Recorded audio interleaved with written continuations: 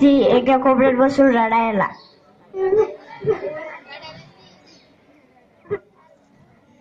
नेहा, काय झालं तुला? वर्गामधला बबलीचं नाव 5वी इयत्तेत टाकलं आहे.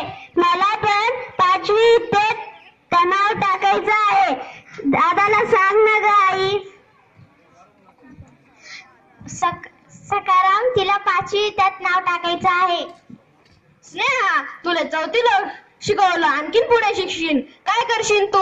आपली परिस्थिती अशी गरिबीची. दुसऱ्या गावी कसा पाठवू तुला?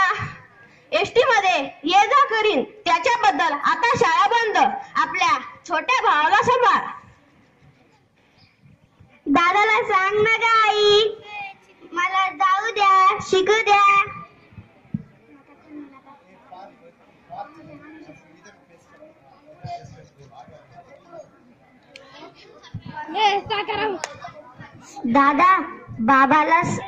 दादा, माझ्या वर्गात स्नेहा आहे. तिचे बाबा तिला 5वी इयत्तेत प्रवेश घेऊ देत नाही.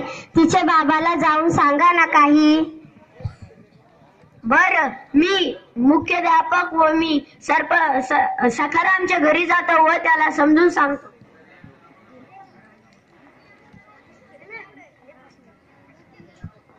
मुख्याध्यापक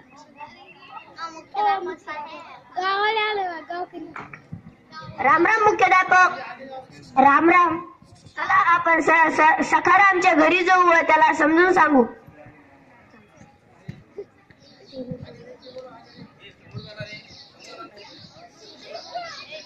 राम राम सखाराम. राम राम सरपंच. राम राम. राम राम मुख्याध्यापक सर.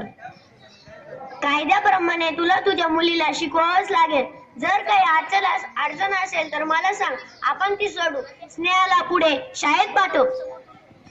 अहो सखाराम, तुमची लेक हुशार आहे. तिने शिष्यवृत्तीची परीक्षा दिली आहे. तिला पुढे शिकू द्या, स्वावलंबी बनू द्या.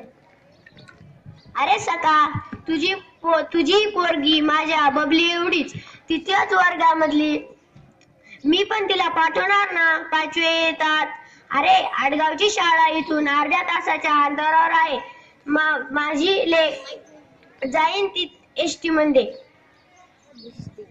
अहो सखाराम, तुम्हाला माहित आहे का आपल्या आंबडची नगरसेविका कोण आहे? एक महिलाच आहे ना. आपल्या जालना जिल्ह्याची SP एक महिलाच आहे ना. आपल्या शाळेत अनेक शिक्षिका महिलाच आहेत. अजून किती उदाहरणं द्यायची. डॉक्टर, वकील, इंजिनियर हे त्यांच्या पालकांनी असा विचार केला असता तर कसं झालं असतं?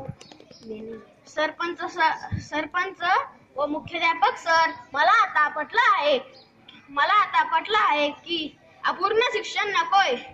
दिवसभर कष्ट करीन, रक्ताचे पाणी करीन, पण माझ्या मुलीला शिकवीनच. आता माझे बाबा मला पुढे शिकून देणार आहे.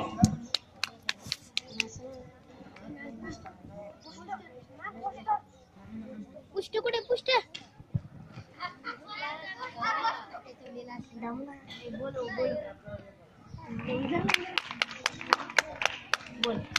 मुलीपेक्षा मुलगी बरी, प्रकाश देई घरोघरी.